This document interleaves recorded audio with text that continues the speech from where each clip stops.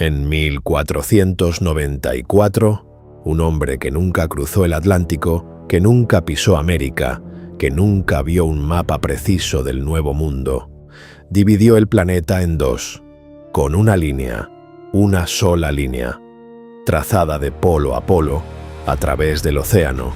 Decidió qué mitad del mundo pertenecía a España y qué mitad a Portugal. Todo lo que estuviera al oeste de esa línea era español, todo lo que estuviera al este, portugués. Suena absurdo, suena arrogante, pero esa línea, firmada por el Papa Alejandro VI y ratificada en un pequeño pueblo español llamado Tordesillas, cambió la historia del mundo para siempre. España tenía todo para conquistar el continente americano entero: los soldados, los barcos, la ambición, pero no conquistó Norteamérica, la dejó vacía, la abandonó, la regaló a rivales que ni siquiera existían cuando se firmó el tratado. ¿Por qué? Porque una línea en un papel, firmada por un papa, se convirtió en la jaula más poderosa que jamás atrapó a un imperio. Para entender la línea, hay que volver a 1493. Colón acaba de regresar de su primer viaje. España está eufórica, ha encontrado tierras al otro lado del Atlántico y quiere asegurarse de que son suyas. ¿A quién recurre? Al Papa, porque en el siglo XV, el Papa no era solo un líder espiritual, era el árbitro supremo de los asuntos internacionales. Su palabra era ley, y desobedecerle significaba la excomunión. Alejandro VI, nacido Rodrigo Borgia, era español, y no dudó ni un segundo en favorecer a su tierra natal. En mayo de 1493, emitió las bulas Inter Caetera, que otorgaban a España el derecho exclusivo sobre todas las tierras al oeste de una línea dibujada a 100 leguas de las islas de Cabo Verde. Básicamente, le regaló a España toda América. Portugal se enfureció. El rey Juan II tenía la armada más poderosa del mundo. Amenazó con la guerra. Sus embajadores exigieron una renegociación, y aquí es donde la historia se vuelve fascinante. En junio de 1494, diplomáticos de ambos reinos se reunieron en Tordesillas, un pueblo insignificante de Castilla, con un enviado del Papa como mediador. El resultado fue el Tratado de Tordesillas. La línea del Papa se movió 370 leguas al oeste de Cabo Verde. Ese pequeño ajuste, apenas unos centímetros en el mapa, le dio a Portugal la costa oriental de lo que después sería Brasil.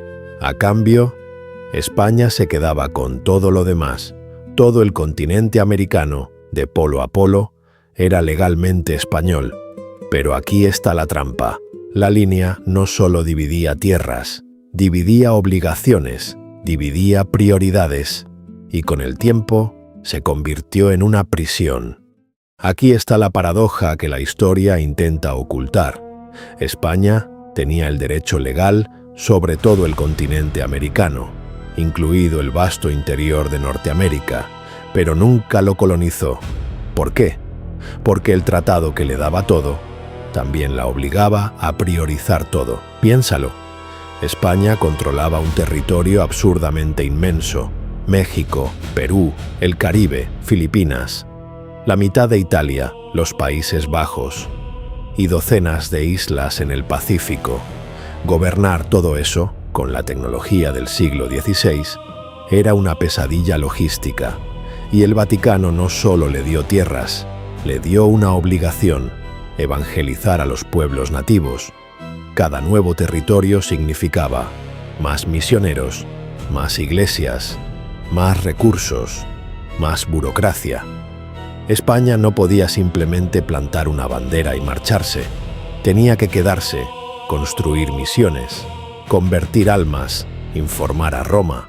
Eso funcionaba en México, donde había imperios centralizados que podían ser conquistados y administrados.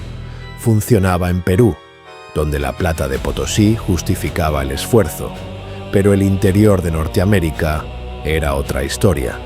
miles de kilómetros de praderas, bosques, montañas, habitados por pueblos nómadas dispersos, sin ciudades que conquistar, sin oro visible, sin estructuras de poder que reemplazar, para un imperio obsesionado con la extracción de metales preciosos.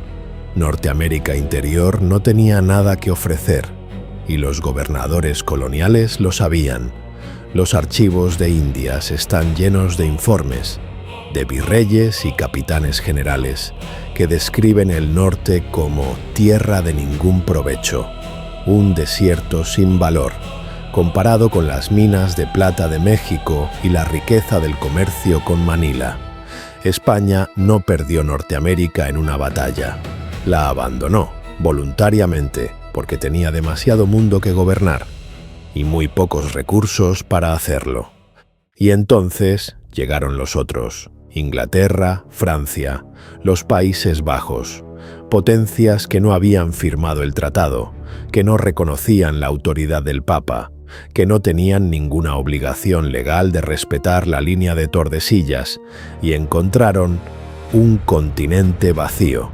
Los ingleses se instalaron en Virginia en 1607 y en Massachusetts en 1620.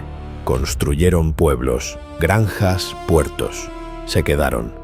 Los franceses exploraron el río San Lorenzo, los grandes lagos, y descendieron por el Mississippi hasta el Golfo de México. Reclamaron un territorio inmenso que llamaron Luisiana, en honor a su rey. Los holandeses fundaron Nueva Ámsterdam en la desembocadura del río Hudson, lo que después sería Nueva York, y España, que tenía el derecho legal sobre todo eso, no hizo nada, porque no podía, porque no le interesaba, porque estaba demasiado ocupada defendiendo Flandes, luchando contra los otomanos, extrayendo plata de México y Perú. El Tratado de Tordesillas, que en teoría le daba todo, en la práctica se había convertido en un muro de papel. España reclamaba el territorio en los mapas, pero no lo ocupaba, y los que llegaban después simplemente lo ignoraban.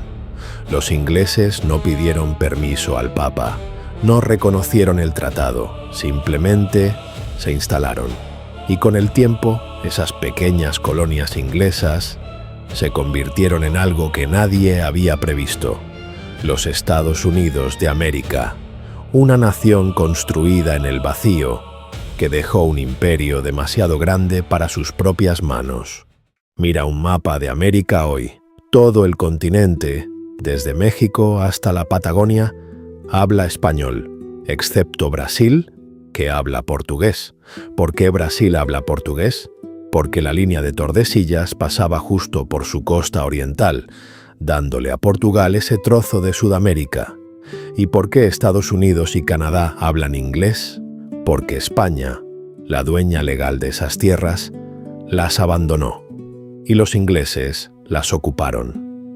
El Tratado de Tordesillas no solo dividió el mundo entre dos imperios, creó el mundo en el que vivimos, las fronteras de los países americanos, los idiomas que hablan, las religiones que practican, la cultura que comparten.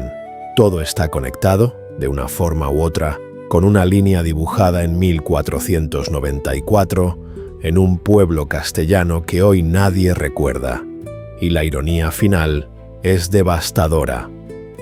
El emperador Carlos V le advirtió a su hijo Felipe II que llevar la capital a Madrid sería una locura, pero antes de eso, le habría podido advertir algo más importante que repartir el mundo con una línea. Es fácil, lo difícil es mantenerlo. España tuvo todo el continente americano en sus manos y dejó escapar la mitad más grande, la mitad más rica, la mitad que se convertiría en la nación más poderosa de la historia. No por una derrota militar, no por una invasión, por una línea en un papel firmada por un papa que nunca cruzó el océano. Si esta historia te ha sorprendido, suscríbete a Soy España, porque lo que no te contaron en el colegio, lo contamos aquí. Y déjame un comentario.